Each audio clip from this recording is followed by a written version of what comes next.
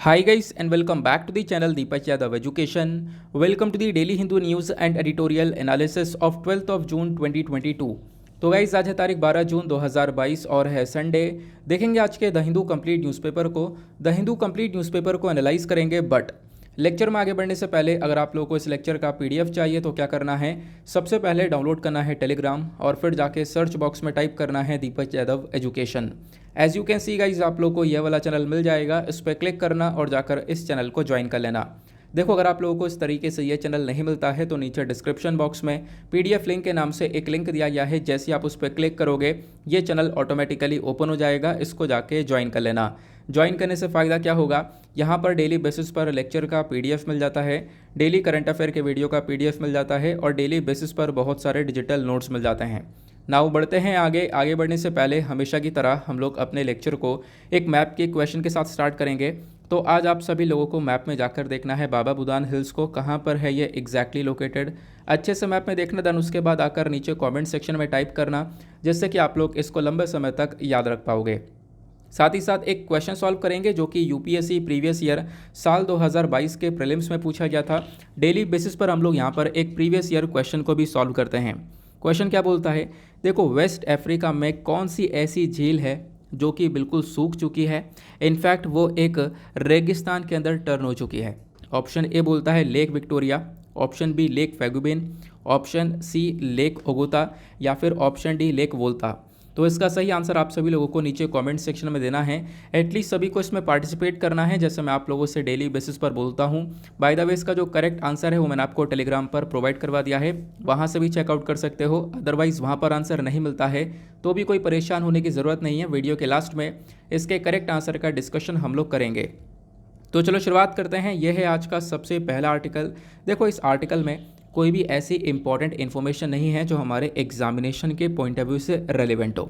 तो हुआ क्या है, आपको पता है देश भर में एक कंट्रोवर्सी काफ़ी ज़्यादा बढ़ चुकी है। बीजेपी के दो स्पोक्स पर्सन हैं, नूपुर शर्मा और साथ ही साथ नवीन कुमार जिंदल। इन दोनों ने क्या किया, प्रॉफिट मोहम्मद के अगेंस्ट में कुछ स्टेटमेंट दिया, जिसकी वजह से लगातार ये जो प्रॉब्लम है वो बढ़ती चली गई। गल्फ़ कंट्रीज़ जो है उनका हमारे इंडिया के अगेंस्ट में स्टेटमेंट निकल कर आया। गल्फ़ कंट्रीज़ काफ़ी ज़्यादा नाराज़ हुई, ये आप लोगों ने देखा है।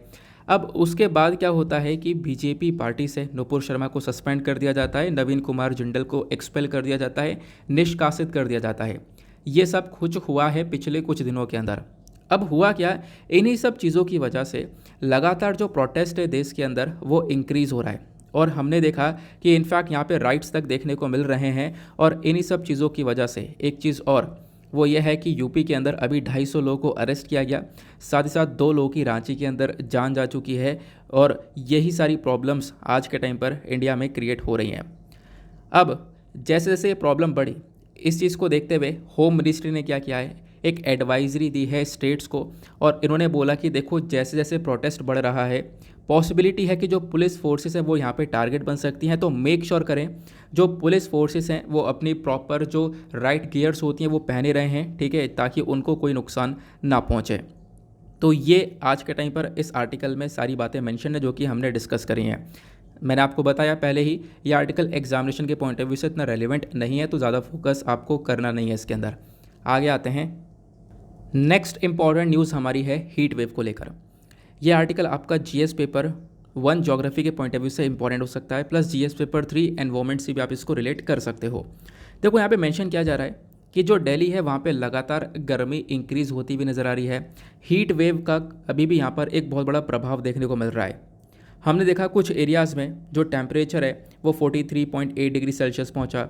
इनफैक्ट यहाँ पे नोएडा के अंदर 44.4 डिग्रीज़ के आसपास पहुँचा है। तो वो सारी बातें यहाँ पे बताई गई हैं। तो आप लोग खुद सोच रहे होंगे ये तो कहीं पूछा जाएगा नहीं, आर्टिकल भी इंपॉर्टेंट नहीं है। हाँ बिल्कुल, ये चीज़ें कहीं नहीं पूछी जाएंगी, लेकिन करना क्या है, आपने देखा होगा प्रीवियस ईयर क्वेश्चन यूपीएससी के, करंट को आपको स्टैटिक से रिलेट करना है। यहाँ पे आर्टिकल में कुछ भी वाकई में ऐसी इन्फॉर्मेशन नहीं है, लेकिन आपको एक टर्म ऊपर दिख रही होगी हीट वेव, जिसके बारे में जिक्र आपकी ज्योग्राफी के स्टैंडर्ड बुक्स के अंदर किया गया है। तो हीट वेव का कॉन्सेप्ट हम लोग क्लियर करेंगे और आप लोगों ने पहले भी पढ़ रखा है, वैसे तो अगर पढ़ रखा है तो एक रिवीजन आपका यहाँ पे हो जाने वाला है, क्योंकि संडे में थोड़ा जो भी आर्टिकल्स वो रिपीटेड होते हैं, तो कोई बात नहीं, हम लोग उसका रिवीजन कर लेंगे, फ़ायदा ही मिलेगा। जब हम बात करते हैं हीट वेव की, तो हीट वेव को हम लोग एक एबनॉर्मल हाई टेम्परेचर बोलते हैं। अब हीट वेव की जो डेफिनेशन एक प्रॉपर वो हमारे इंडियन मेट्रोलॉजिकल डिपार्टमेंट यानी कि भारत के मौसम विभाग ने दिया है। वो मैं आपको समझाऊंगा कि एग्जैक्टली वो डेफिनेशन क्या है, वो आपको अच्छे से याद रखनी है। देखो हीट वेव के अंदर क्या होता है, एबनॉर्मली क्या होगा, हीट बढ़ जाएगी, टेम्परेचर इंक्रीज़ हो जाएगा, और जब टेम्परेचर इंक्रीज़ हो जाएगा तो इससे यहाँ पर क्या होता है, बहुत सारे लोगों के लिए एक खतरा बन जाता है। इनफैक्ट जो एल्डर लोग हैं, जो थोड़े से बूढ़े भी लोग हैं, उनकी जान को एक बहुत बड़ा खतरा बन जाता है। इससे जो नुकसान है ना, वो हमारे एनवायरमेंट के साथ साथ ह्यूमन बॉडी को भी बहुत ज़्यादा है। अब इंडियन मेट्रोलॉजिकल डिपार्टमेंट क्या बोलता है हीट वेव को लेकर, कैसे पता लगेगा हीट वेव है, गर्मी बढ़ रही है तो कैसे पता लगा सकते हैं। अब यहाँ पर इसको समझते हैं। देखो दो एरियाज़ को डिवाइड किया गया है, एक है हिली एरिया यानी कि जो पहाड़ी इलाका है, दूसरा है प्लेन एरिया, जैसा हमारा दिल्ली वगैरह देखने को मिलेगा, ये हमारा प्लेन एरिया हो गया। अब यहाँ पे कुछ क्राइटेरिया रखा गया है कि जो प्लेन एरिया है, मान लो यहाँ पे एक नॉर्मल जो टेम्परेचर है वो 40 डिग्री सेल्सियस का है, और जो पहाड़ी इलाका है यहाँ पर जो टेम्परेचर है वो नॉर्मल 30 डिग्री सेल्सियस का आपको देखने को मिल जाएगा।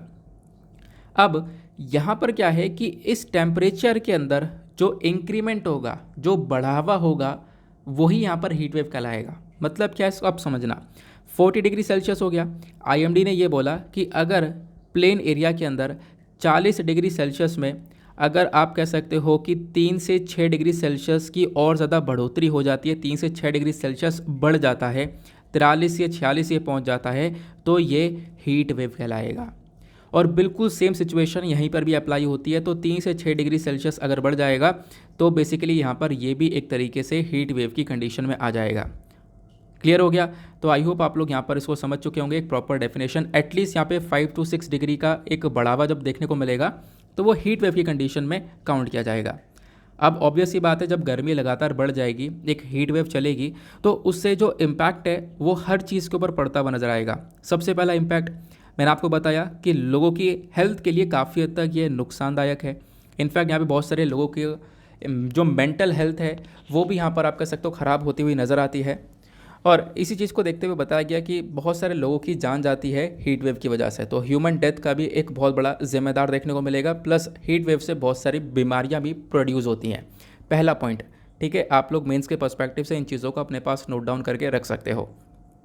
दूसरा पॉइंट क्या निकल कर आता है, हीट वेव का जो इम्पैक्ट है वो पड़ेगा फसलों के ऊपर, क्रॉप डैमेज। यानी कि लगातार जब गर्मी बढ़ेगी तो इससे क्या होगा, सूखा पड़ेगा। अब सूखा पड़ेगा तो वहाँ पे जो फसल है वो प्रॉपरली वो प्रोड्यूस नहीं हो पाएंगी। अब जब प्रॉपर फसल का प्रोडक्शन नहीं हो पाएगा तो तीसरा पॉइंट ये देखने को मिलेगा कि फूड का जो प्रोडक्शन है वो कम हो जाएगा। ठीक है ना, क्योंकि सूखा पड़ गया, प्रॉपर रिसोर्सेज का यूज़ नहीं कर पाए, तो इससे क्या होगा कि हमारे पास फूड प्रोडक्शन की कमी हो जाएगी। अब फूड का प्रोडक्शन कम हो गया यानी कि फूड मार्केट में कम आ रहा है। अब कम आ रहा है तो इससे क्या होगा, जो दाम है यानी कि जो प्राइसेस हैं वो लगातार इंक्रीज़ हो जाएंगे। ठीक है, तो ये प्रॉब्लम्स आपको देखने को मिल जाती हैं। अब फूड प्राइसेस इंक्रीज़ होंगे तो बहुत सारे लोग खाने को अफोर्ड कर पाएंगे और बहुत सारे लोग खाने को अफोर्ड नहीं कर पाएंगे। अब जो बहुत सारे लोग खाने को अफोर्ड नहीं कर पा रहे हैं वो क्या करेंगे, कुछ टाइम खाना खा रहे हैं, कुछ टाइम नहीं खा रहे हैं, तो वो माल न्यूट्रिशन के शिकार बन जाएंगे यानी कि कुपोषण के शिकार बन जाएंगे। ये सारी प्रॉब्लम्स हीट वेव से क्रिएट होती हैं। फिर उसके बाद में एक और प्रॉब्लम क्रिएट होती है, वो है लेबर प्रोडक्टिविटी लॉस। यहाँ पे बोला गया कि जब हम लोग बात करते हैं हीट जब काफ़ी तेज़ी से इंक्रीज़ होती है तो बहुत सारे जो मिलियंस ऑफ फार्मर्स हैं और कंस्ट्रक्शन वर्कर्स हैं वो सब यहाँ पर अपनी जॉब को खो सकते हैं और पहले भी खो चुके हैं। ठीक है, क्योंकि यहाँ पर ये बहुत ज़्यादा गर्म टेम्परेचर हो जाता है काम करने के लिए, तो ये लोग प्रॉपर काम कर नहीं पाते हैं। ये भी यहाँ पर एक प्रॉब्लमेटिक चीज़ देखने को मिलती है। उसके बाद एक और सबसे बड़ी प्रॉब्लम हीट वेव की है वो देखने को मिलती है कि जब इतनी तेज़ी से टेम्परेचर इंक्रीज़ होगा, लगातार एरिया सूखा पड़ेगा, तो जंगलों के अंदर आग लगने की पॉसिबिलिटी जो है वो लगातार बढ़ जाती है। प्लस एरिया के अंदर सूखा पड़ने की भी पॉसिबिलिटी लगातार बढ़ जाती है। ये कुछ प्रॉब्लम्स आज के टाइम पर हीट वेव्स के रिगार्डिंग देखने को मिलती हैं। क्लियर हुआ? आगे आते हैं नेक्स्ट न्यूज़ पर। नेक्स्ट आर्टिकल पर आने से पहले वीडियो पे जो लाइक का बटन है उसको दबा देना। आप लोगों को 1 सेकंड लगने वाला है, इतना आप लोग काम कर सकते हो। साथ ही साथ इंस्टाग्राम पर जाकर मुझे आप लोग फॉलो कर सकते हो, यहाँ पे मुझसे कनेक्ट हो सकते हो। इस पेज को विजिट करना, जाना दीपक यादव एजुकेशन, वहाँ पे टाइप करना, आपको ये वाली आईडी मिलेगी और मेरे साथ कनेक्ट हो जाना।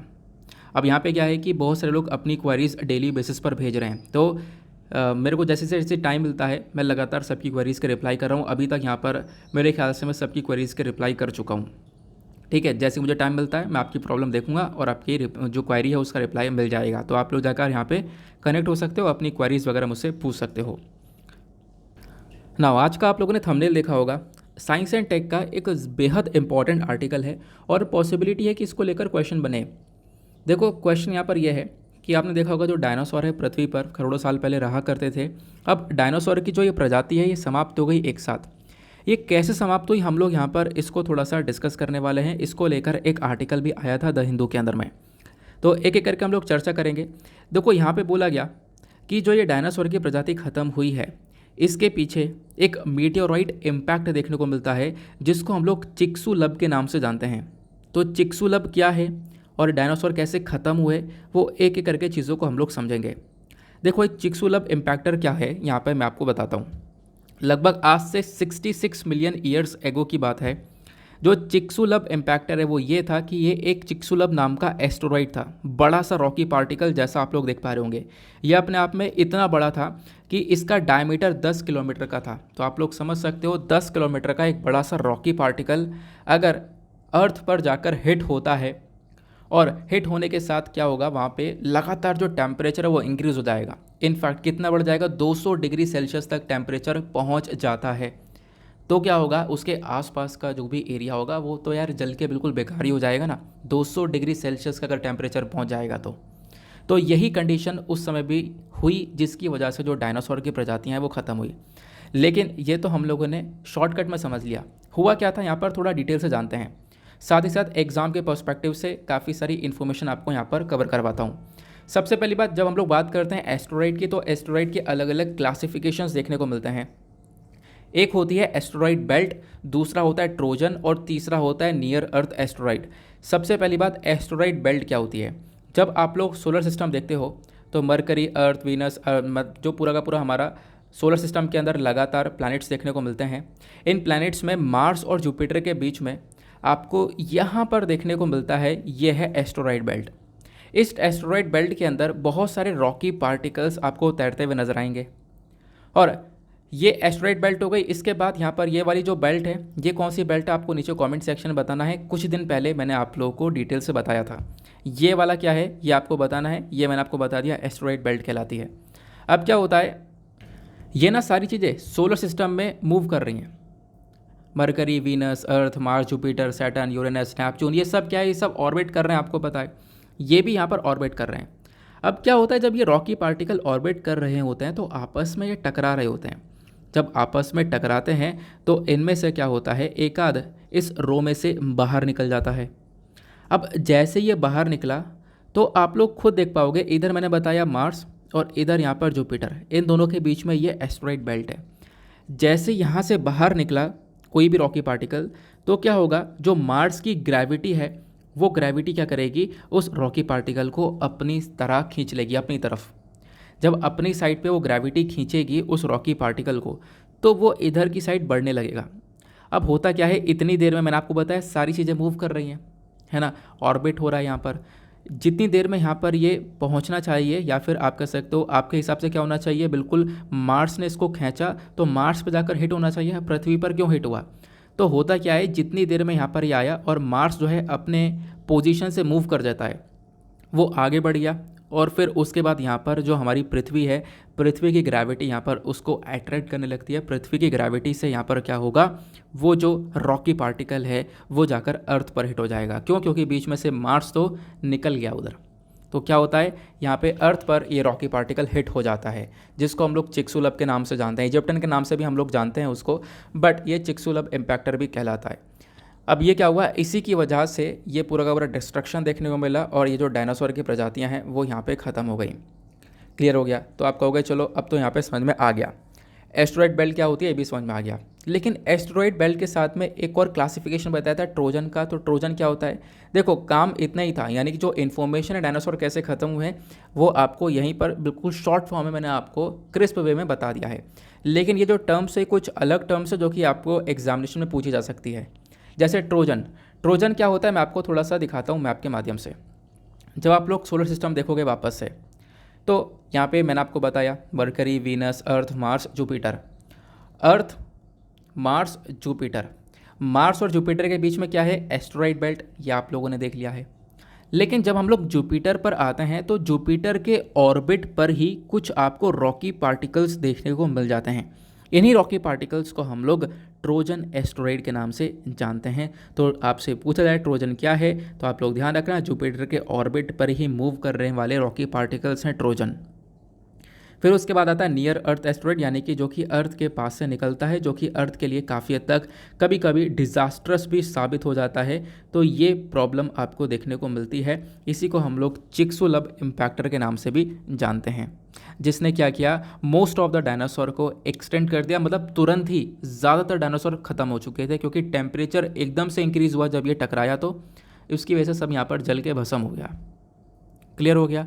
आई होप आपको एक एक बात बहुत अच्छे से समझ में आ चुकी है। अगले आर्टिकल पर आते हैं। नेक्स्ट काफ़ी ज़्यादा इम्पोर्टेंट आर्टिकल होने वाला है। यहाँ पे चर्चा की जा रही है कि पाकिस्तान को एक आशा दिख रही है कि अब की बार जो FATF की मीटिंग होगी उसमें से जो FATF के सैंक्शन जो पाकिस्तान के ऊपर लगे हुए हैं उसके ऊपर एक छूट मिल जाएगी, यानी पाकिस्तान अब की बार ग्रे लिस्ट से निकल सकता है, ऐसा यहाँ पे पाकिस्तान को लगता है। तो उसी को लेकर यहाँ पर इन्फॉर्मेशन दी गई है कि ये जो FATF की मीटिंग होने वाली है ये 14 जून से 17 जून चलेगी। अब इस दौरान यहाँ पे पॉसिबिलिटी है अब की बार कि पाकिस्तान को ग्रे लिस्ट से बाहर निकाल दिया जाए। FATF क्या है पहले मैं आपको वो समझाता हूँ, फिर उसके बाद आगे की कहानी कवर करेंगे, तब आप लोग चीज़ों को आपस में कनेक्ट कर पाओगे। जब हम लोग बात करते हैं FATF की, तो इसकी फुल फॉर्म है फाइनेंशियल एक्शन टास्क फोर्स। ये बेसिकली एक इंटर गवर्नमेंटल बॉडी है। इस बॉडी को बनाया गया था 1989 के अंदर G7 समिट के दौरान इस बॉडी को बनाया गया। इंटर गवर्नमेंटल बॉडी का मतलब है कि जितने भी मेंबर्स इस बॉडी के अंदर वर्क कर रहे हैं उनकी गवर्नमेंट आपस में मिलकर वर्क करती हैं। देन उसके बाद यहाँ पे मेंशन क्या किया जाता है, इस FATF को लाने का मेजर पर्पज़ ये था कि जो मनी लॉन्ड्रिंग हो रही है उस मनी लॉन्ड्रिंग को रोका जा सके, प्लस जो टेरर फाइनेंसिंग है उसको रोका जा सके।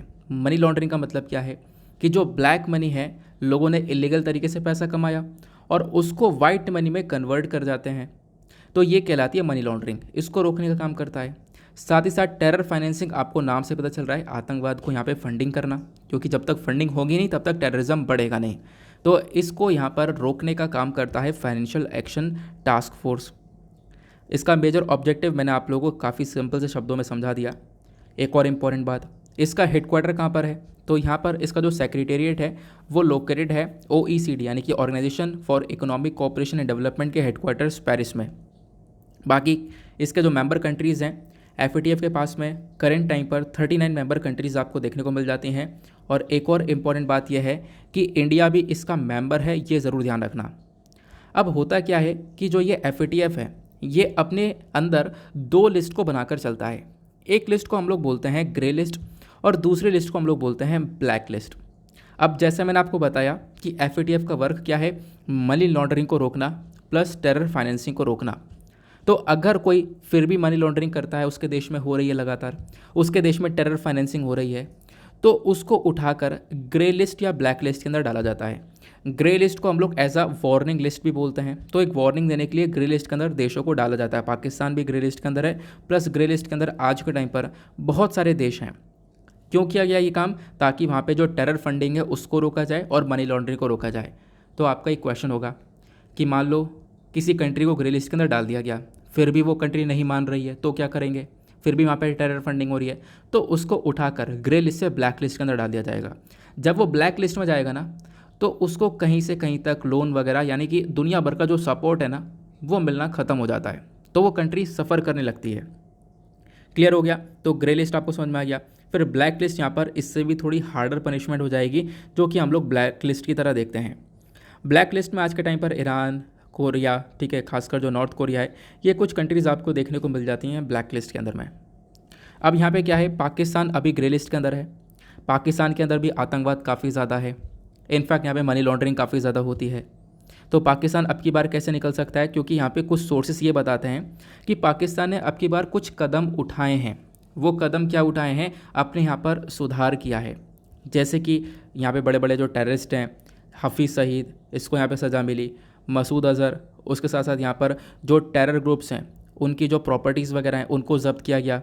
उसके बाद यहाँ पर बहुत सारे टेरर ग्रुप्स मतलब अपना नाम छुपा छुपा के एजुकेशन, मेडिकल, चैरिटी ट्रस्ट चल रहे थे, उन सबको बंद किया गया।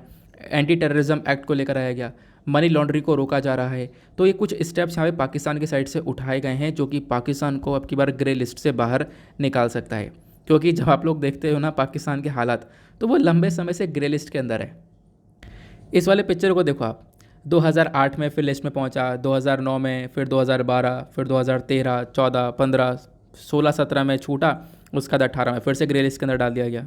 फिर उसके बाद आप देख पाओगे तब सब तक लगातार ग्रे लिस्ट के अंदर है। तो अब की बार होप करके बैठा है कि हाँ क्या पता अब की बार ग्रे लिस्ट से बाहर निकाल दिया जाए। क्लियर हो गया? तो ग्रे लिस्ट में पाकिस्तान के साथ साथ 22 और आपको कंट्रीज़ देखने को मिल जाती हैं जो कि आज के टाइम पर इस लिस्ट से सफ़र कर रही हैं। आते हैं अगली इम्पॉर्टेंट न्यूज़ पर।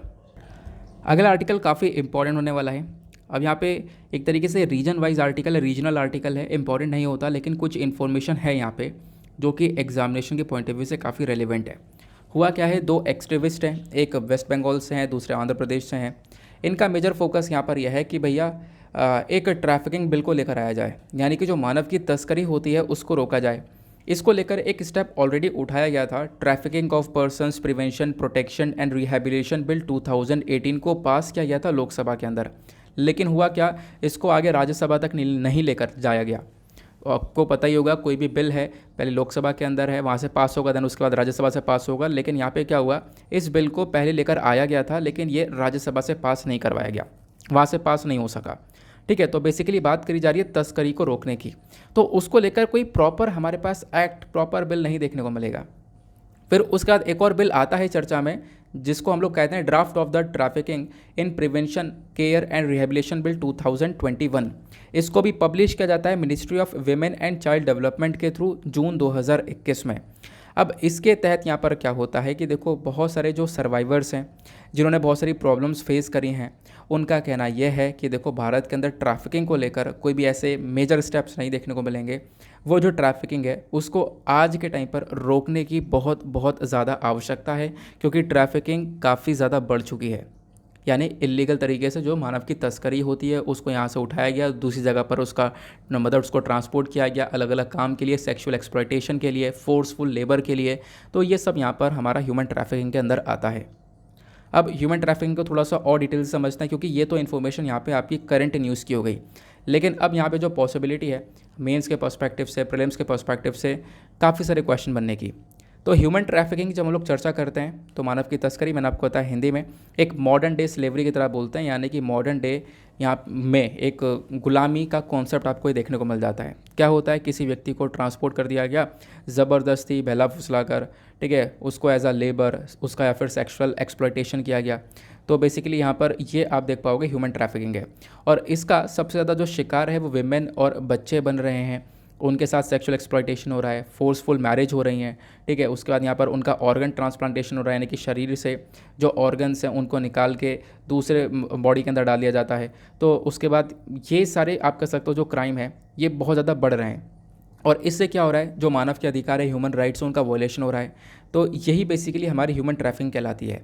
अब ह्यूमन ट्रैफिकिंग को लेकर भारत में क्या क्या लेजिस्लेशन देखने को मिलेंगे, तो यहाँ पे आप लोग देख पाओगे काफ़ी सारे लॉज हैं। जैसे आर्टिकल 23 क्लॉज 1 हमारे संविधान का बात करता है। ये बेसिकली ह्यूमन बींग्स के अंदर जो ट्रैफिकिंग हो रही है उसको रोकने के बारे में चर्चा करता है। तो article 23 clause 1 in the constitution of India ये डायरेक्टली प्रोहिबिट करता है trafficking in human beings and force labour. उसके बाद इसी प्रकार से यहाँ पर आर्टिकल 21 देखने को मिल जाता है, क्योंकि सुप्रीम कोर्ट ने बोला है कि जो आर्टिकल 21 है वो आपका एक फंडामेंटल राइट, एक मूल अधिकार है। और ये बेसिकली यहाँ पर खाली राइट टू लाइफ नहीं है, क्योंकि आपको पता होगा आर्टिकल 21 के अंदर राइट टू लाइफ के बारे में चर्चा हो रही है। तो केवल इतना ही नहीं है, यहाँ पे और भी बहुत सारी चीज़ें आती हैं।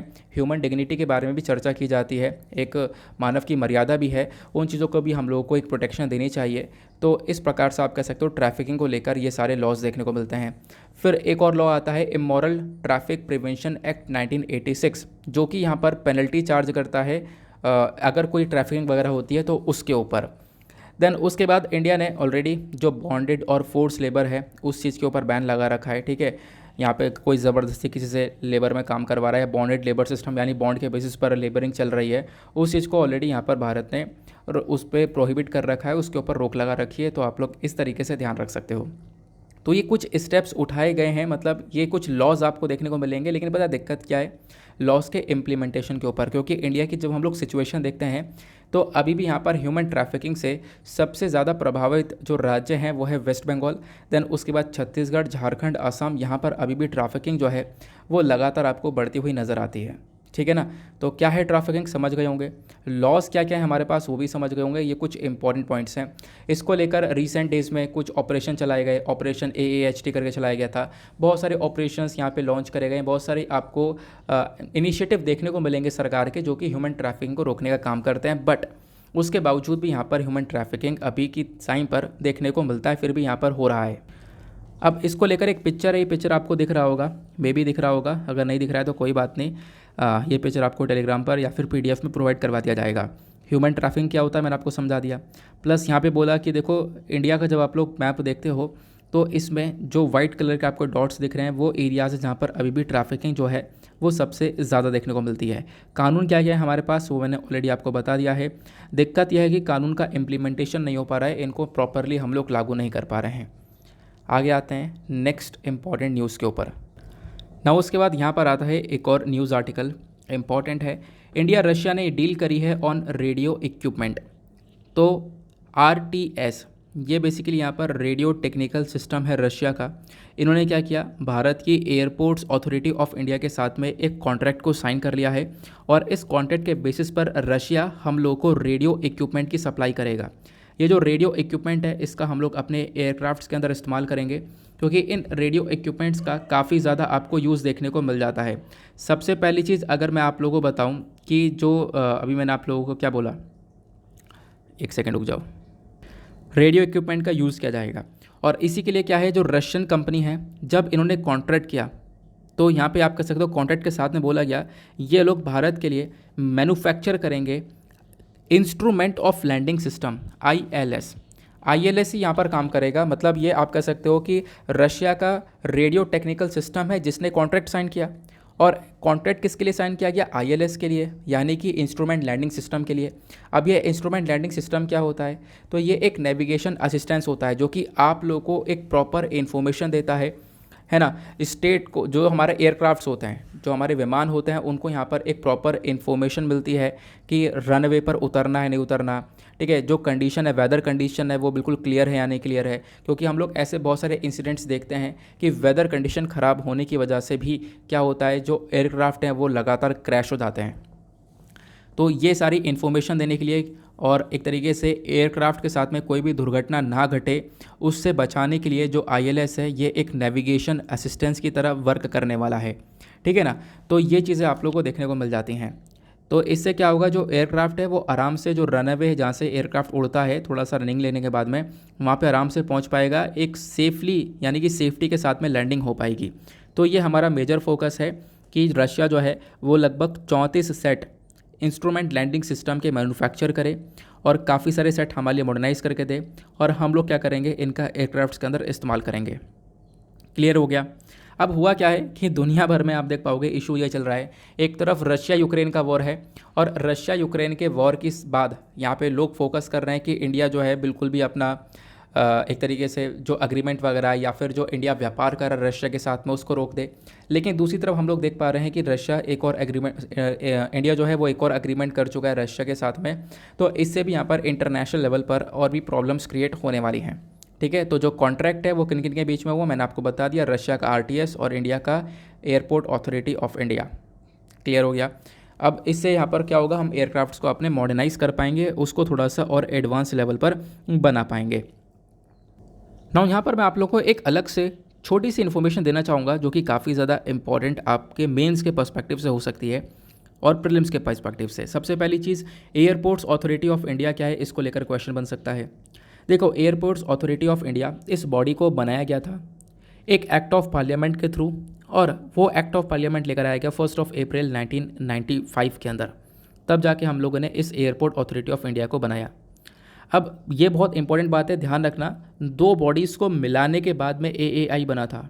वो दो बॉडीज़ कौन कौन सी हैं, नेशनल एयरपोर्ट्स अथॉरिटी और international airports authority of India, इन दोनों को मिलाकर हमने AAI को बना दिया। ये जो मर्जर है इसने यहाँ पर एक बड़ी सी बॉडी बनाई जो कि क्या करती है आज के टाइम पर हमारे सिविल एविएशन को मैनेज करती है, इस पूरे सेक्टर को, यानी कि जो हमारा पूरा का पूरा विमान वाला सेक्टर है जहाँ पे एयरक्राफ्ट्स वगैरह उड़ते हैं, प्लेन्स वगैरह सब कुछ कवर किए जाते हैं, वो हमारा सिविल एविएशन सेक्टर देखने को मिलता है। तो उस एविएशन सेक्टर को मैनेज करने का काम करती है हमारी एयरपोर्ट्स अथॉरिटी ऑफ इंडिया। और आज के टाइम पर देखो भारत के अंदर फोकस ये किया जा रहा है कि जो हमारा सिविल एविएशन का मार्केट है उसको हम लोग एक अल्टीमेट लेवल पर लेकर जाएं। तो मेंस के लिए ये कुछ चीज़ें इंपॉर्टेंट हो सकती है जो कि अलग से डेटा मैं आपको प्रोवाइड करवा रहा हूँ। जैसे इंडिया का जब एविएशन सेक्टर के बारे में हम चर्चा करते हैं तो हम लोग मान के ये चल रहे हैं कि 2024 तक हम लोग इस एविएशन सेक्टर की जो ग्रोथ है वो काफ़ी हद तक बढ़ाएंगे और ये इंडिया की जो 5 ट्रिलियन इकोनॉमी है, मतलब हमारा जो गोल है कि हम लोग 5 ट्रिलियन इकोनॉमी को जनरेट कर पाएंगे, तो उसके अंदर एक बहुत बड़ी हेल्प कर सकता है एविएशन सेक्टर। यहाँ से बहुत सारा हम लोग पैसा कमा सकते हैं।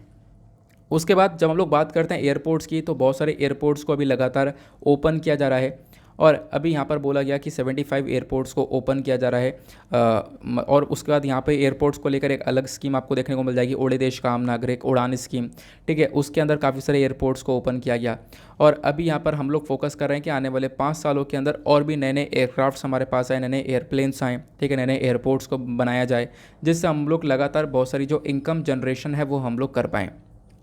उसके बाद यहाँ पे बोला गया कि इंडिया के एविएशन मार्केट के अंदर अभी बहुत सारी अपॉर्चुनिटीज़ हैं कि हम लोग काफ़ी सारा पैसा कमा कर अपने कंट्री की इकोनॉमिक के अंदर कंट्रीब्यूट कर सकते हैं। सबसे पहली बात एफडीआई की, यानी कि जो फॉरेन डायरेक्ट इन्वेस्टमेंट है इसको यहाँ पे अलाउ किया गया है 100% एफडीआई को। बाहर से यहाँ पे जो भी निवेशक होंगे, जो इन्वेस्टर्स होंगे, विदेशी लोग होंगे, वो सब यहाँ पर इन्वेस्ट कर पाएंगे डायरेक्टली हमारी इन एविएशन सेक्टर के अंदर में, जिससे अगेन यहाँ पर इस सेक्टर को एक बूस्टअप मिलेगा। और जैसे मैंने आपको बताया कि 2025 तक यहाँ पे फोकस है कि जो भारत का 5 ट्रिलियन इकोनॉमी का प्रोजेक्ट है, जो हमारा गोल है, उसको हम लोग अचीव कर सकें। और अचीव करने में ये एविएशन सेक्टर हमारी हेल्प कर सकता है। लेकिन जब हम लोग एक इंडिविजुअली एविएशन सेक्टर के बारे में चर्चा करते हैं तो अभी ये जो मार्केट है $900 मिलियन के आसपास है। हमारा फोकस ये है कि हम लोग इसको 2025 तक क्या कर सकें, $4.33 बिलियन तक पहुंचा सकें। तो ये हमारा मेजर फोकस है, ये आपको ध्यान रखना है, मेंस के लिए काफ़ी ज़्यादा इंपॉर्टेंट बन जाता है। उसके बाद नेक्स्ट इंपॉर्टेंट न्यूज़ आपको देखने को मिलेगी नीचे। तो यहाँ पे चर्चा की जा रही है why DCP's approval require for filing POCSO's FIR. अब यहाँ पे देखो एक मुद्दा उठ रहा है जो कि एक इंपॉर्टेंट सा मुद्दा है, आप लोग भी यहाँ पर अच्छे से इस चीज़ को सोच सकते हो, प्लस एथिक्स से यहाँ पर इसको रिलेट कर सकते हो। जीएस पेपर 4 एथिक्स से यहाँ पर इसको रिलेट किया जा सकता है। हुआ क्या, मैं आपको बताता हूँ। आपने एक एक्ट के बारे में सुना होगा, पोक्सो एक्ट। पोक्सो एक्ट क्या है? यह है protection of children from sexual offences, यानी कि बच्चों को सेक्सुअल ऑफेंसेस से बचाने का काम करता है पोक्सो एक्ट। अब हुआ क्या, पोक्सो एक्ट के अंदर मान लो जैसे कोई केस निकल कर आया तो इसके लिए एफआईआर रजिस्टर करवानी पड़ेगी। तो यहाँ पे बोला गया कि इसके अंदर एक चेंज किया गया है, और वो चेंज किया गया है, यहाँ पे बोला गया कि देखो मुंबई के अंदर एक सर्कुलर इशू किया गया और उस सर्कुलर के अंदर ये बोला जा रहा है कि जब आप लोग एफआईआर दर्ज करवाओगे तो सबसे पहली बात आपको डीसीपी से परमिशन लेनी होगी, यानी कि जो डेप्यूटी कमिश्नर ऑफ पुलिस होता है इससे परमिशन लेनी होगी। उसके बाद आप लोग यहाँ पर एफआईआर को रजिस्टर करवा पाओगे। तो पहले परमिशन लो, बाद में एफआईआर रजिस्टर करवाओ। तो यहाँ पे जो चाइल्ड राइट एक्टिविस्ट हैं उनका कहना यह है कि ये बिल्कुल गलत है। जिसके साथ ये सब कुछ हुआ है उसको पता है कि हाँ उसने कैसे सफ़र किया और वो कैसे कैसे पुलिस स्टेशन तक बच्चा या फिर कोई पहुंचा है, और उसके बाद आप लोग यहाँ पर बोलते हो कि वो एक एफआईआर करवाए, एफआईआर रजिस्टर करवाने के पहले एक परमिशन ले। आप डायरेक्टली एफआईआर क्यों नहीं लिखते? सबसे पहली बात यहाँ पे चाइल्ड राइट एक्टिविस्ट का कहना यह है कि आपसे पहले अप्रूवल मांगेंगे, उसमें थोड़ा सा टाइम लगेगा, उसके बाद एफआईआर रजिस्टर करने में टाइम लगेगा। इतनी देर में तो जो यहाँ पर एक तरीके से दोषी है, ठीक है, जिसने यहाँ पर ये हरकतें की हैं जिसकी वजह से उस व्यक्ति को एफआईआर रजिस्टर करवाना पड़ रहा है, वो व्यक्ति कहीं ना कहीं उस व्यक्ति को विक्टिम को क्या कर सकता है, उसको यहाँ पे धमकी दे सकता है, ठीक है, उसको धमकी दे सकता है। तो इससे यहाँ पे काफ़ी सारी प्रॉब्लम बढ़ सकती हैं। तो यही बोला गया कि आपने ये जो स्टेप, मतलब जो मुंबई के अंदर एक सर्कुलर इशू किया गया है कि एफआईआर से पहले डीसीपी का एक अप्रूवल चाहिए, ये बिल्कुल गलत देखने को मिलेगा। आई होप आप लोगों को एक क्लैरिटी इस चीज़ के रिगार्डिंग मिल चुकी है। अब बात करते हैं पोक्सो के बारे में। पोक्सो एग्जैक्टली क्या है, आपको मैंने वैसे काफ़ी और बता रखा है, क्वेश्चन बन सकता है, ध्यान रखना। जब हम लोग जाएंगे अपने सिलेबस के अंदर तो जीएस पेपर 2 के अंदर अलग अलग टॉपिक्स हैं, issues related to children, government policies, intervention, तो इससे आप लोग इस आर्टिकल को रिलेट कर सकते हो। पोक्सो एक्ट 2012 यहाँ पर इसको बोलते हैं, 2012 में इसको लाया गया, जो कि बच्चों को सेक्सुअल ऑफेंस से बचाने का काम करता है। अब बच्चों की क्या डेफिनेशन हो सकती है? तो चाइल्ड की डेफिनेशन यह है कि मान लो कोई भी ऐसा व्यक्ति, कोई भी ऐसा बच्चा जिसकी उम्र 18 से कम है, बेसिकली वो यहाँ पर बच्चा है, उन्हीं को हम लोग यहाँ पर इस पोक्सो एक्ट के अंदर कवर करते हैं, जो कि बिलो 18 ईयर्स ऑफ एज है। क्लियर हो गया? आई होप आप लोगों को यहाँ पर ये भी समझ में आ चुका है। उसके बाद ये जो एक्ट है मैंने आपको बता दिया, चाइल्ड सेक्सुअल अब्यूज़ या फिर कुछ इस प्रकार की जो भी प्रॉब्लम्स आ रही हैं उनको लेकर काम करेगा, चाइल्ड को एक प्रोटेक्शन देने का वर्क करता है। आगे आते हैं उसके बाद नेक्स्ट इंपॉर्टेंट न्यूज़ की तरफ। जो अगली न्यूज़ है ये तो हम ऑलरेडी डिस्कस कर चुके हैं, एफएटीएफ के सैंक्शन को लेकर, पाकिस्तान को लेकर। आगे आते हैं नाउ, जब हम लोग वर्ल्ड सेक्शन पर आएंगे, दुनियादारी में क्या चल रहा है, तो यहाँ पर भी आप देख पाओगे कुछ दिनों से कोई भी इंपॉर्टेंट आर्टिकल नहीं आ रहा है। एक आर्टिकल ये है, ये भी स्टेटमेंट वाइज चर्चा करता है। यूएस के डिफेंस सेक्रेटरी लॉयड ऑस्टिन ने एक समिट को अटेंड किया। यहाँ पे ये समिट है शांग्रीला डायलॉग, जब सिंगापुर के अंदर ये हो रहा था, तो इसको अटेंड किया और वहाँ पे उन्होंने स्टेटमेंट दिया कि बिल्कुल अगर यहाँ पे चाइना ताइवान को एक तरीके से अटैक करेगा या ताइवान को कब्जाएगा तो यहाँ पे क्या होगा, अमेरिका जो है वो ताइवान को डिफेंड करेगा। ठीक है, ये सारी स्टेटमेंट यहाँ पर दी गई हैं लॉर्ड ऑस्टिन के थ्रू। चाइना एक बहुत बड़ा खतरा है इंडो पैसिफिक सिक्योरिटी के लिए। ठीक है, चाइना बहुत सारे इलीगल एक्टिविटीज़ करता है इंडो पैसिफिक रीजन के अंदर, ये हमें पता है, कोई अलग से इन्फॉर्मेशन यहाँ पर नहीं है। ठीक है ना, तो इसको मैं ऑलरेडी पढ़ चुका हूँ, इस वजह से मैं आप लोगों को बता रहा हूँ, यहाँ पे टाइम वेस्ट ना करना बिल्कुल भी। ये बिल्कुल बेकार आर्टिकल आपको देखने को मिलेगा। आजकल वर्ल्ड सेक्शन पर कोई भी ऐसे ज़बरदस्त आर्टिकल नहीं आ रहे हैं। उसके बाद हमारा साइंस एंड टेक आता है, तो साइंस एंड टेक भी आज का ख़राब है बिल्कुल। यहाँ पे बोला गया कि मंकी पॉक्स सेक्सुअली ट्रांसमिट हो सकता है। उसके बाद यहाँ पे जो देख पा रहे होंगे आर्टिकल्स, ये लगातार आपको आर्टिकल जो देखने को मिल रहे हैं ये हमारे काम के नहीं हैं। ठीक है ना, तो आप लोग आराम से आप कह सकते हो कि इन आर्टिकल को स्किप कर सकते हो, तो इसकी कोई भी यूज़ नहीं है इन आर्टिकल का। एक आर्टिकल बहुत छोटा सा यहाँ पे आपको देखने को मिलेगा जो कि आपके एग्ज़ाम के पॉइंट ऑफ व्यू से रेलिवेंट हो सकता है। ये बात करता है माइक्रो प्लास्टिक के बारे में। माइक्रो प्लास्टिक अभी एंटार्क्टिका के अंदर देखने को मिली है और इसी को लेकर एक सबसे बड़ा कंसर्न पैदा हो चुका है। मतलब साइंटिस्ट ने पहली बार ऐसा देखा कि जो प्लास्टिक के जो छोटे छोटे टुकड़े हैं, यानी कि जो माइक्रो प्लास्टिक है, यानी जितना चावल का दाना होता है ना उतना बड़ा प्लास्टिक का टुकड़ा क्या हुआ, बर्फ़ में, जब क्या होता है एंटार्क्टिक वाले रीजन के अंदर जो नीचे वाला हिस्सा है वहाँ पे बर्फ़ पड़ रही है, तो उसके अंदर उस बर्फ़ में क्या देखने को मिला, यहाँ पे पहली बार आप कह सकते हो कि जब बर्फ़ गिरी तो उसमें प्लास्टिक का टुकड़ा गिरा वन मिला हमें। और वो जो प्लास्टिक का टुकड़ा है, साइंटिस्ट का कहना यह है कि उसकी वजह से जो एंटार्क्टिका है वो और तेज़ी से यहाँ पर पिघलने लगेगा, यानी कि जो बर्फ़ है हमारी वो और ज़्यादा तेज़ी से पिघलने लगेगी। यानी कि जो प्लास्टिक के पीसेस हैं वो यहाँ पर गिर रहे हैं, प्लास्टिक के पीसेस यहाँ पर पाए जा रहे हैं एंटार्क्टिका की बर्फ़ के अंदर। ध्यान रखना, अटलांटिक ऊपर है, एंटार्क्टिका आपको नीचे देखने को मिलता है। तो यहाँ पर ये प्रॉब्लम क्रिएट होनी शुरू हो चुकी है और पहली बार ऐसा यहाँ पर देखा जा रहा है। और बोला गया ये बिल्कुल डायरेक्टली एक सीरियस थ्रेट है पूरे एंटार्क्टिका रीजन को, क्योंकि यहाँ पे इससे गर्मी तो है वो और तेज़ी से बढ़ेगी, जो बर्फ़ है वो और तेज़ी से मेल्ट होने लगेगी। तो ये एक कंसर्न यहाँ पर दिखाया गया। आई होप आपको यहाँ पे क्लैरिटी मिल चुकी है। नाउ क्वेश्चन ये है कि माइक्रो प्लास्टिक क्या होती है। माइक्रो नाम से पता चल रहा है छोटा होता है, लेकिन कितना छोटा, कोई प्रॉपर डेफिनेशन यहाँ पर इसकी है या नहीं है, तो बिल्कुल है, उसको हम कवर करते हैं, इंपॉर्टेंट है ये भी। जब बात करते हैं माइक्रो प्लास्टिक की, तो माइक्रो प्लास्टिक को डिफाइन किया जाता है कि एक ऐसा प्लास्टिक जिसका जो डायमीटर है वो 5 मिलीमीटर से भी छोटा होता है, उसको हम लोग माइक्रो प्लास्टिक बोलते हैं। तो आप लोग ये एक प्रॉपर डेफिनेशन ध्यान रखना। इसका डायमीटर काफ़ी छोटा होता है, इनफैक्ट इतना छोटा होता है कि जो हम लोग ज्वेलरी वगैरह, गहने वगैरह यूज़ किए जाते हैं उसके अंदर जो छोटे छोटे मोती होते हैं उससे भी छोटा साइज़ आपको इस माइक्रो प्लास्टिक का देखने को मिलता है। और ये जो माइक्रो प्लास्टिक है ये हमारे समुद्र के लिए, हमारे एनवायरनमेंट के लिए बहुत ही ज़्यादा खतरनाक माना जाता है। माइक्रो प्लास्टिक की भी 2 कैटेगरीज़ हैं, प्राइमरी और सेकेंडरी। जब बात करते हैं प्राइमरी की, तो प्राइमरी में यहाँ पर छोटे छोटे प्लास्टिक के पार्टिकल्स देखने को मिलते हैं।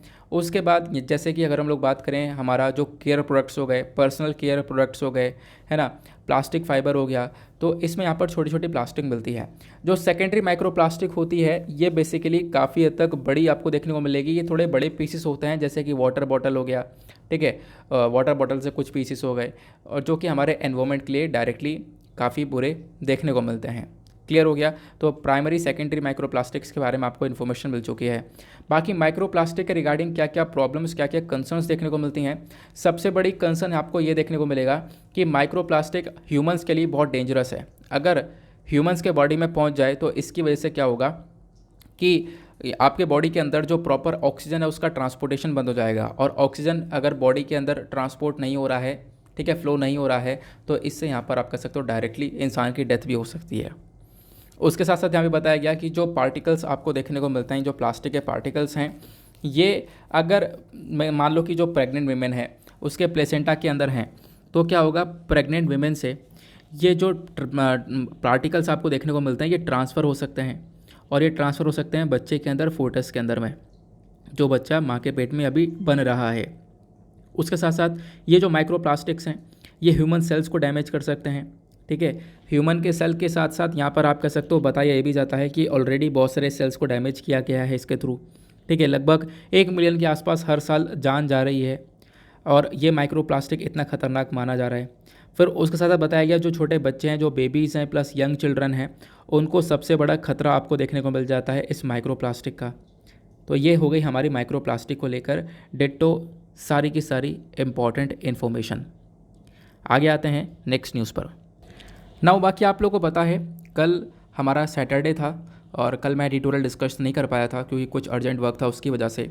तो कल के एडिटोरियल मैंने बोला था आज डिस्कस कर लिया जाएगा, तो एक एडिटोरियल आपको ये इंपॉर्टेंट देखने को मिलेगा कल के पूरे पेज पर। उसके बराबर में एक आर्टिकल है, ये श्रीलंका के बारे में चर्चा करता है कि हाँ, श्रीलंका के अंदर जो इनके फाइनेंस मिनिस्टर हैं उन्होंने रेजिग्नेशन दे दिया। क्यों दिया आपको पता, लगातार प्रोटेस्ट चल रहा है, जो लोग हैं वहाँ पे वो खुद श्रीलंका की सरकार से नाराज़ हैं। क्यों, श्रीलंका की सरकार में ये पूरी की पूरी फैमिली देखने को मिल रही है, राजपक्सा फैमिली पूरी की पूरी उस सरकार को चला रही है, जिसकी वजह से करेंट टाइम पर हमने देखा है कि श्रीलंका के जो हालात हैं वो इतने बदतर हो चुके हैं।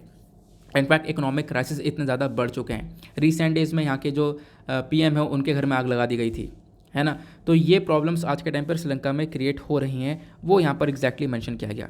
लेकिन जो दूसरा आर्टिकल है, दूसरे आर्टिकल में भी कुछ ज़्यादा खास इन्फॉर्मेशन नहीं थी, और जैसा कि कल सैटरडे था, सैटरडे में ऑलरेडी एडिटोरियल्स बहुत कम आते हैं, लेकिन दूसरे आर्टिकल में यानी इस वाले में इन्फॉर्मेशन खास नहीं है। लेकिन उसके बावजूद भी मैं आपके साथ में कुछ ऐसा डेटा शेयर करूंगा जो कि एग्ज़ाम के लिए बहुत ज़्यादा रिलेवेंट होने वाला है। यहाँ पे देखो, एक पहले तो उससे पहले एक चीज़ आप लोगों से मैं पूछना चाहूँगा, जैसे संडे है, संडे में हम लोग मेंस आंसर राइटिंग नहीं करते हैं, तो बहुत सारे लोगों का कहना यह है कि संडे में मेंस आंसर राइटिंग दिया करो। आप लोग बता सकते हो संडे में मेंस आंसर राइटिंग आपको मतलब मेंस का एक आंसर लिखना या नहीं लिखना, या उसके अलावा कोई कुछ करना है संडे में, उसके अलावा भी यहाँ पर कुछ करना हो तो नीचे कमेंट सेक्शन में मुझे बताना, ठीक है। मैं उसको इंक्लूड करने की कोशिश अपनी पूरी करूँगा। देखो यहाँ पर जितना मुझसे पॉसिबल हो पाता है मैं पूरी कोशिश करता हूँ उस चीज़ को इंक्लूड कर दिया जाए। बाकी बहुत सारे लोगों की डिमांड है कि सर देखो द हिंदू कवर हो जाता है हमारा, है ना, इसके अंदर ही, लेकिन कोशिश करो कि इंडियन एक्सप्रेस के भी जो एक्सप्लेन सेक्शन के आर्टिकल्स है वो लगा दो, जो एडिटोरियल से वो डाल दो, ठीक है। मतलब एक्सप्लेन सेक्शन वही जो काफ़ी ज़्यादा इंपॉर्टेंट है, काफ़ी ज़्यादा रिकमेंडेड है।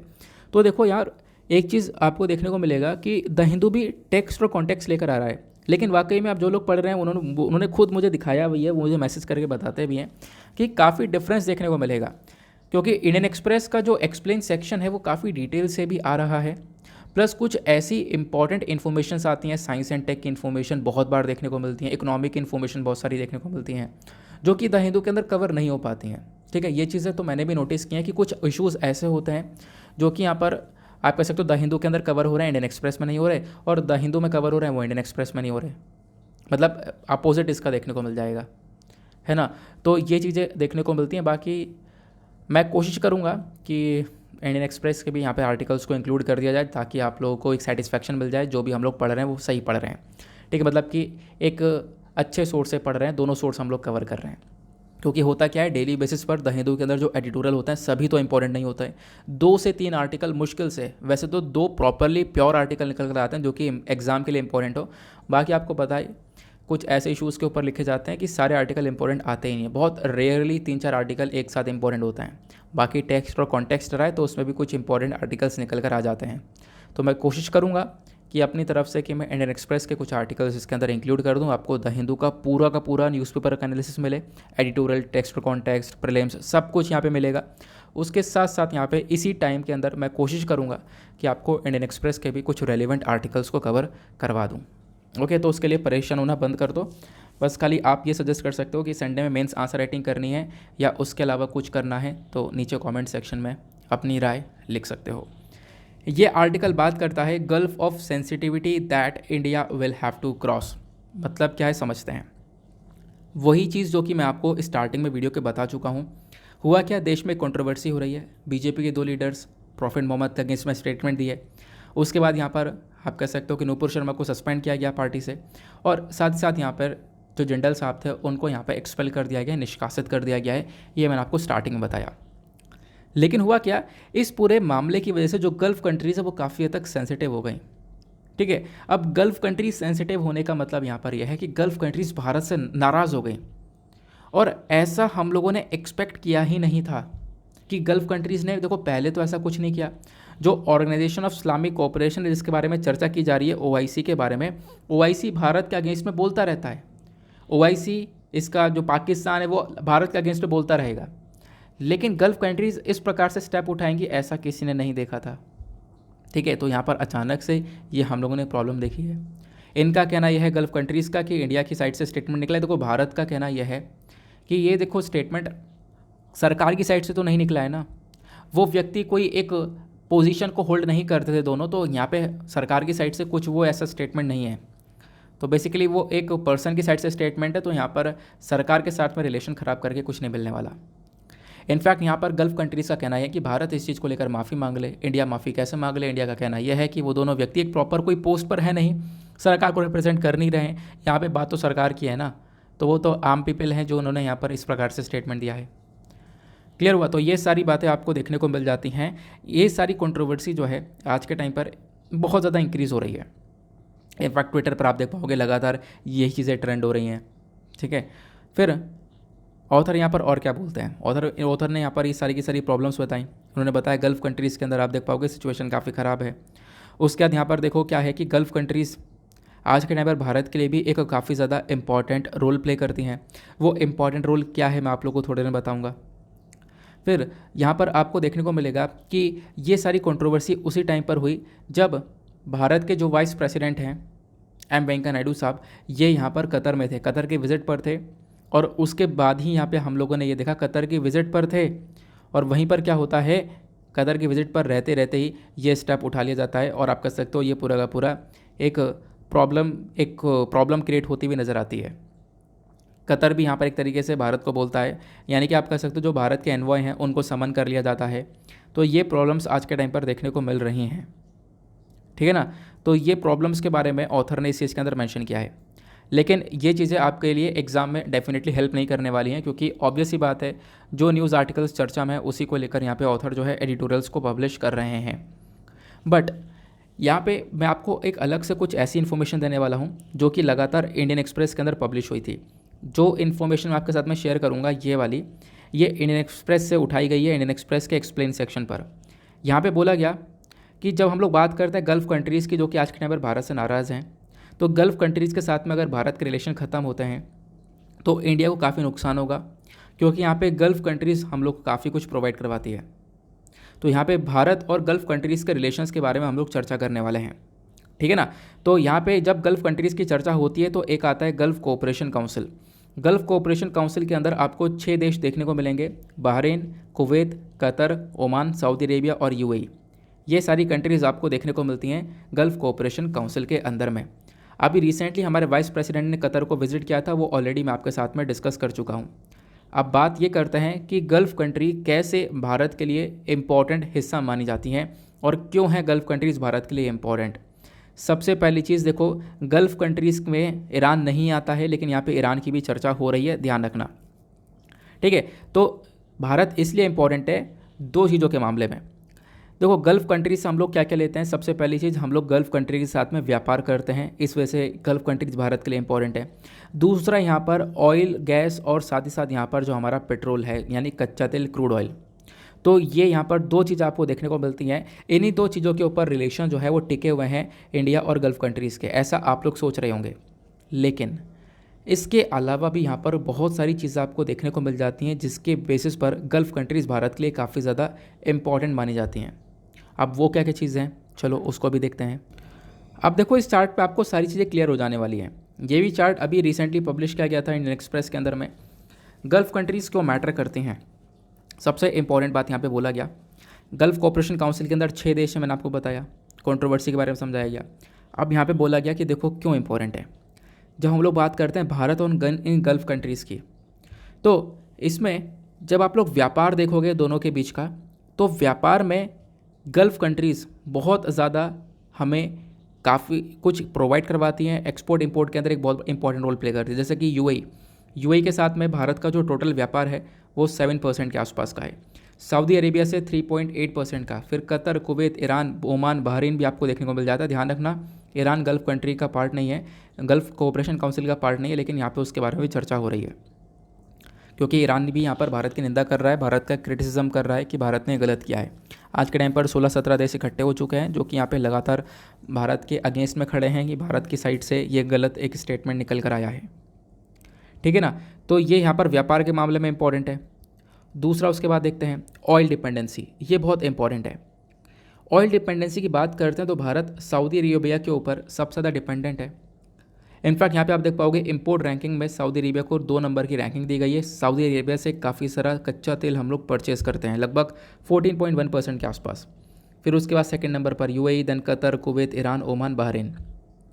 फिर उसके बाद तीसरा सबसे मेजर पॉइंट आता है इंडियन इन गल्फ़, यानी कि इन गल्फ़ कंट्रीज़ के अंदर जो भारतीय लोग हैं ना, वो भी बहुत सारे लोग काम कर रहे हैं। अब ऑब्वियस ही बात है, जब इंडिया के लोग गल्फ़ कंट्रीज़ में जाकर काम कर रहे हैं, तो काम करने के साथ साथ क्या होगा, जब वो पैसा कमाएंगे तो वो इंडिया के अंदर उस पैसे को वापस से भेजेंगे, जिसको हम लोग रेमिटेंस के नाम से जानते हैं। तो पहली बात तो हम ये देखते हैं कि इंडियंस कितने कितने आपको देखने को मिलेंगे। यूएई के अंदर जो ओवरसीज़ इंडियंस है वो लगभग 34,25,144 के आसपास हैं। उसी प्रकार से सऊदी अरेबिया के अंदर 25 लाख से ज़्यादा हैं। Then Kuwait, Oman, Qatar, Bahrain और ईरान के अंदर। तो सबसे ज़्यादा जो लोग हैं वो यूएई के अंदर हैं, जो इंडियंस हैं आज के टाइम पर। अब जब ये लोग वहाँ पे काम कर रहे हैं तो ऑब्वियस सी बात है, पैसा कमा कर इंडिया में भेज रहे हैं, अपने फैमिलीज़ को प्रोवाइड करवा रहे हैं। अब जब पैसा वो इंडिया में आ रहा है तो उसको हम लोग रेमिटेंस का नाम देते हैं। ध्यान रखना, जब कोई व्यक्ति बाहर जाके काम करता है वो पैसा इंडिया में भेजेगा, यानी अपने देश में भेजेगा, तो उसको रेमिटेंस का नाम दिया जाता है। रेमिटेंस के मामले में यूएई से सबसे ज़्यादा रेमिटेंस आ रहा है। लगभग आप कह सकते हो साल 2017 के अंदर में लगभग $13.8 बिलियन का रेमिटेंस आया था यूएई से। उसके बाद Saudi Arabia, Kuwait, Qatar, Oman, Bahrain, इन सभी देशों से काफ़ी सारा रेमिटेंस आया है। तो इन बेसिस के ऊपर आप लोग कह सकते हो कि जो गल्फ़ कंट्रीज़ हैं वो भारत के लिए काफ़ी ज़्यादा इंपॉर्टेंट रोल प्ले करती हैं। आई होप आपको इस चीज़ के रिगार्डिंग भी एक क्लैरिटी मिल चुकी है। Now come on to the next article. फिर एक और आर्टिकल कल के न्यूज़पेपर में पब्लिश हुआ था। ये क्या चर्चा करता है कि रशिया ने यहाँ पर डिलीवर किया है more efficient nuclear fuel to Kudankulam. अब ये कुदनकुलम क्या है, तो आपको पता होगा कुदनकुलम एक न्यूक्लियर पावर प्लांट के बारे में चर्चा की जा रही है, जो कि आपको केरल के अंदर देखने को मिलेगा, तमिलनाडु के अंदर देखने को मिलेगा, ठीक है। तो यहाँ पे बोला गया रशिया जो है हम लोग को इस पावर प्लांट के अंदर जो फ्यूल का इस्तेमाल होता है वो एक फ्यूल दे रहा है, और वो भी बेस्ट क्वालिटी का। कौन सा फ्यूल है वो, TVS-2M करके हम लोग इसको बोलते हैं। TVS-2M एक न्यूक्लियर फ्यूल है जो कि इंडिया को दिया जाएगा।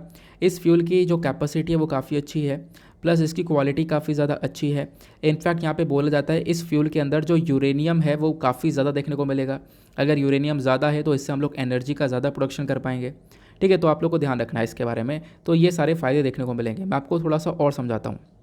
जब हम लोग बात करते हैं कुदनकुलम एक न्यूक्लियर पावर प्लांट के बारे में, तो आपको ये कहाँ पे स्थित देखने को मिलेगा, तो भारत के मैप के ऊपर आपको जब नीचे की साइड देखने को मिलेगा तो यहाँ पर तमिलनाडु है, और तमिलनाडु के अंदर ही आप लोगों को बिल्कुल नीचे की साइड में जब आप देखते हो तो यहाँ पर ये कुदनकुलम आपको देखने को मिल जाता है।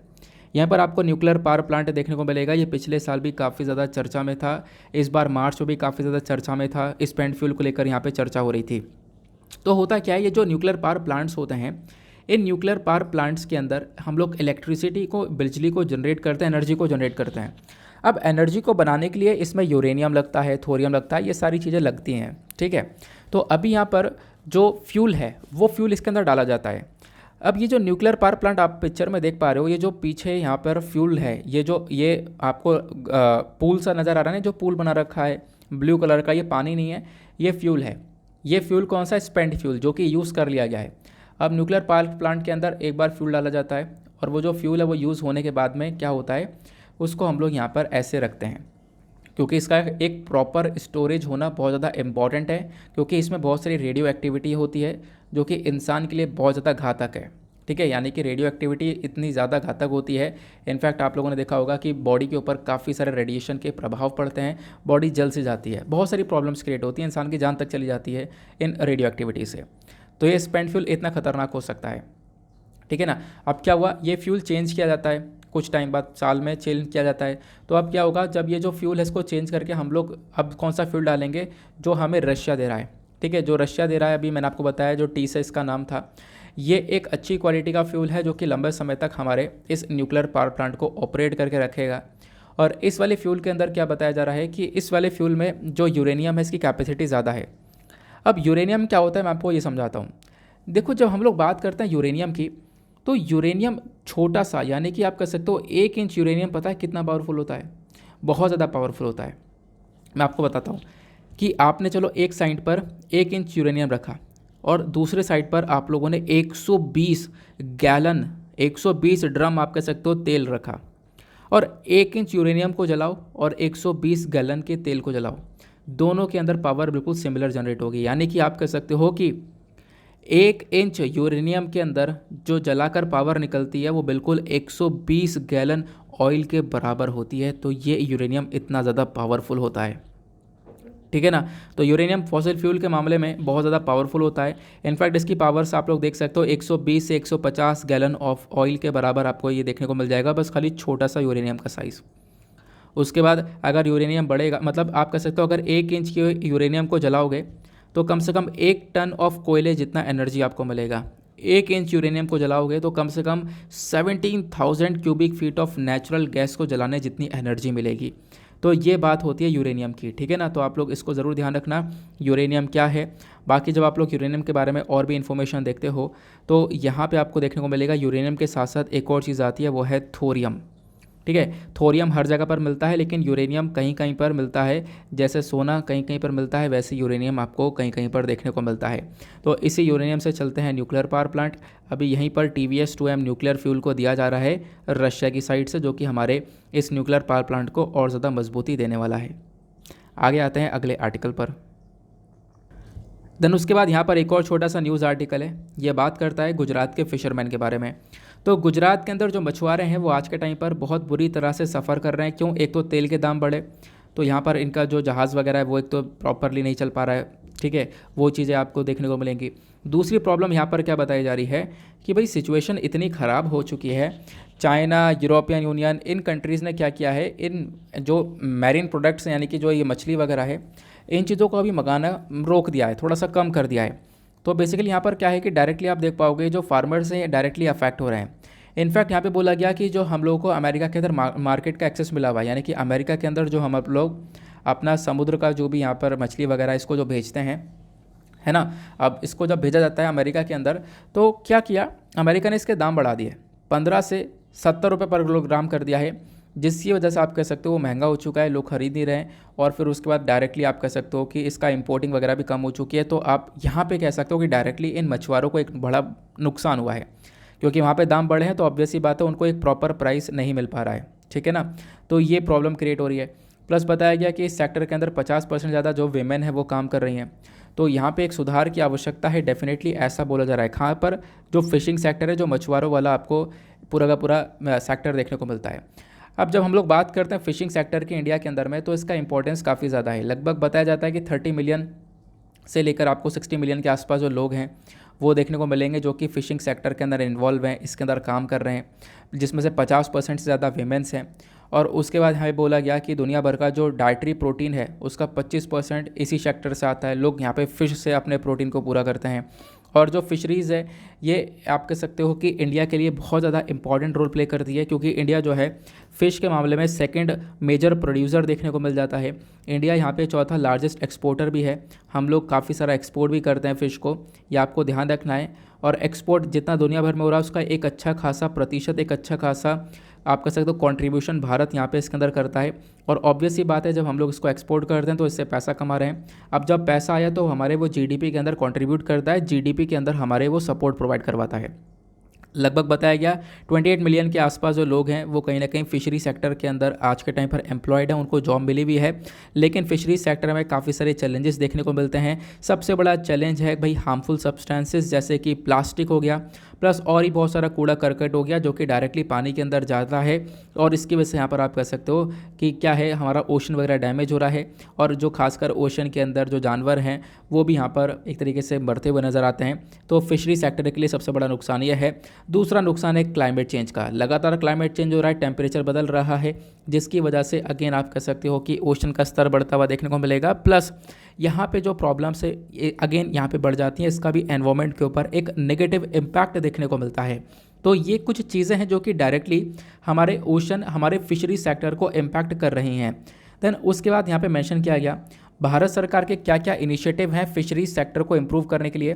तो भारत सरकार ने यहाँ पर एक fisheries and aquaculture infrastructure development fund को एस्टेब्लिश किया था, ठीक है, 2018-19 के अंदर।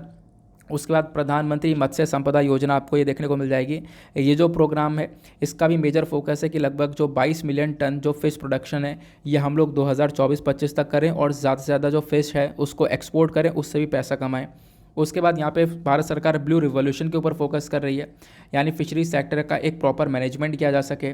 उसके साथ साथ यहाँ पर एक और स्कीम चलाई गई है, एक्सटेंशन ऑफ किसान क्रेडिट कार्ड, ठीक है। ये जो फैसिलिटीज़ हैं यहाँ पर फिशर्स को, यानी कि जो एक तरीके से मछुआरे हैं उनको दी गई है, ताकि यहाँ पे जो उनकी वर्किंग कैपिटल की ज़रूरत है वो सब यहाँ पर पूरी कर सकें। तो यहाँ पे कुछ उधारी वगैरह प्रोवाइड करवाई जा रही है इस स्कीम के माध्यम से।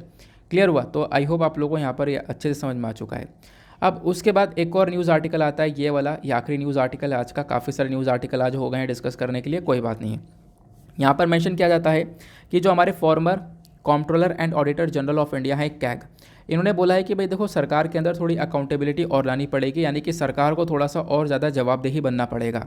क्योंकि आज के टाइम पर क्या है ना कि जो कैग हैं, कैग का प्रॉपर वर्क नहीं देखने को मिलेगा, यानी कैग को थोड़ी लिमिट तक काम दिए गए हैं। क्योंकि कैग का काम क्या है, controller auditor general of India का काम यह है कि भारत सरकार का जो भी फंड होता है, आपको पता होगा यहाँ पे फंड अलग अलग है, कॉन्टिजेंसी फंड ऑफ इंडिया हो गया, पब्लिक अकाउंट हो गया, ठीक है, उसका कॉन्सोलिडेटेड फंड ऑफ इंडिया हो गया। तो ये कुछ फंड्स है जहाँ पे भारत सरकार का पैसा रहता है, ठीक है। तो इन फंड के अंदर से पैसा कितना आया, प्लस कहाँ कहाँ पर खर्च हो रहा है, उनकी ऑडिटिंग, उनकी जांच पड़ताल करने का काम करता है controller auditor general of India. अब यहाँ पे जो ये कैग हैं, इन्होंने बोला कि भाई देखो इनका काम जो है वो काफ़ी लिमिटेड सा है, क्योंकि ज़्यादातर काम यहाँ पे सरकार ही देख रही है, काम बहुत लिमिटेड सा है। तो इसमें अकाउंटेबिलिटी को इंक्रीज़ करना होगा, सरकार को जवाबदेही थोड़ा सा यहाँ पे बनना होगा, ठीक है ना। तो ये बातें यहाँ पर इनके थ्रू मेंशन की गई। अब इंपॉर्टेंट यहाँ पर यह है कि आप लोग सीएजी के बारे में जान सकते हो, controller auditor general of India क्या होता है, हमारे संविधान में कहाँ कहाँ पर मेंशन है। तो सीएजी के बारे में जब हम लोग बात करते हैं तो इस बॉडी को बनाया गया था आर्टिकल 148 के थ्रू। तो आपको ध्यान रखना है संविधान में आर्टिकल 148 के अंदर सीएजी के बारे में आपको सारी बातें देखने को मिल जाती हैं। जो कैग है इनके बारे में सिर्फ आर्टिकल 148 के ही नहीं, अंदर आर्टिकल 148 से लेकर आर्टिकल 151 तक सारी बातें सीएजी के बारे में मेंशन की गई है। तो controller auditor general of India की जब हम लोग बात करते हैं तो जैसे सुप्रीम कोर्ट के जज होते हैं, बिल्कुल सेम स्टेटस यहाँ पर इनका भी होता है। प्लस आज के टाइम पर आपको controller auditor general of India कौन देखने को मिलते हैं, वो यहाँ पर आपको देखने को मिलेगा, ये जो राजीव महिषी हैं, ये पुराने वाले हैं, ठीक है, फॉर्मर हैं, जिनकी पिक्चर आपको दिख रही होगी। आज के टाइम पर जीसू मुर्मू साहब आपको देखने को मिल जाते हैं सीएजी। अब जब controller and auditor general of India की जब हम लोग चर्चा करते हैं तो एक क्वेश्चन ये भी आता है कि इसको कौन अपॉइंट करता है। तो हमारे जो प्रेसिडेंट ऑफ इंडिया हैं वो अपॉइंट करते हैं। देखो प्रेसिडेंट को रेकमेंड करेंगे हमारे प्राइम मिनिस्टर, जो कि जैसा हमारे संविधान के अंदर है। अब जब प्राइम मिनिस्टर रेकमेंड करेंगे तो प्रेसिडेंट साइन करके क्या करेंगे, अपॉइंट कर देंगे सीएजी को। फिर उसके बाद में सीएजी को रिमूव भी किया जा सकता है। यहाँ पर यह भी बोला गया कि जो हमारे पार्लियामेंट के दोनों हाउसेस हैं, राज्यसभा लोकसभा, वो यहाँ पर सीएजी को रिमूव भी कर सकते हैं अगर कोई सीएजी का मिसबिहेवियर देखने को मिलता है तो, ठीक है ना। तो सीएजी को लेकर ये कुछ इन्फॉर्मेशन आपको मिल जाती है। आई होप आपको यहाँ पर भी एक बहुत अच्छी से क्लैरिटी मिल चुकी है। तो ये कुछ चीज़ें थी। बाकी प्रीलिम्स का क्वेश्चन जो आपको देखने को मिलता है, मैं आपको क्या करना पड़ेगा, मुझे दूसरे पीडीएफ पर जाना पड़ेगा। इसी वजह से मैं आपको यहीं पर उस प्रीलिम्स के क्वेश्चन के आंसर बता देता हूँ कि वेस्ट अफ्रीका की कौन सी लेक है जो कि सूख गई है, इनफैक्ट यहाँ पे वो रेगिस्तान के अंदर बदल चुकी है। तो वो है second number, option B is the correct answer, lake Faguibine, ध्यान रखना। ओके, नाउ इसी के साथ करते हैं हम लोग अपने लेक्चर को समाप्त। मिलते हैं आप लोगों से नेक्स्ट वीडियो में। आज के लिए bye bye, have a nice day, thank you and जय हिंद।